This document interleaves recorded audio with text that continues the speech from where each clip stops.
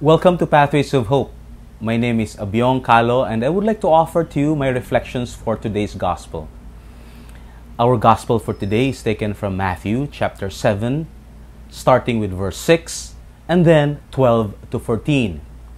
In these past few days, we have been reading this particular section in the Gospel known as the Sermon on the Mount. And this particular passage that we're reading today is like a wind down of the Sermon on the Mount. It starts with this difficult verse to interpret, talking about dogs and swines in verse 6. I'd like to go back to this later, but dogs and swines are despised in their culture because these animals are also scavengers. But then in verse 12, it speaks about this golden rule. Jesus says, "Do unto others what you would want others do unto you." While in other culture, this is being stated in the negative sense, Jesus used the positive sense. Do unto others what you would want others do unto you. This is very important because as followers of Jesus, we are asked to initiate positive actions and not just to despise evil actions. We are to initiate something that's good. And these teachings are so good. These teachings are treasures. And therefore, we are supposed to place them in our hearts. But these teachings are also difficult to follow. Now, the five verses that were omitted, verse 7 to 11, gives us a good perspective on how to interpret these teachings, the teachings on the Sermon on the Mount. It says in verse 6, "Do not throw the food to the dogs. Don't give it to the dogs. Don't give it to the swine." It is just telling us that these teachings are so good and we are not to waste them away.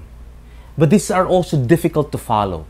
That's why in verse 13 and 14, Jesus talks about that it's easier to go through the wide gate and the wide road than the smaller gate and the narrow road. These teachings are difficult to follow. Verses 7 to 11 gives us a perspective here.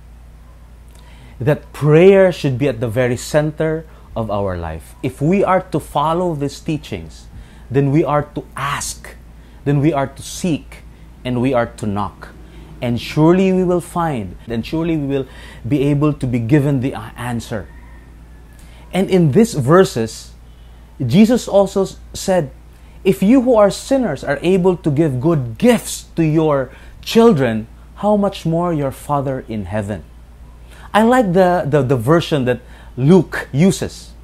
Luke would say, if you who are evil are able to give good gifts to your children, how much more your Father who is willing to give you the Holy Spirit? Well, brothers and sisters, we are given the Holy Spirit so we can follow these teachings. They're difficult, but all we need to do is ask and we will receive. Seek and we will find. And knock and it will be open unto us. Let's put prayer at the very center of our lives so we can treasure these teachings and we can follow them with all our hearts, mind, soul, and strength. God bless us all.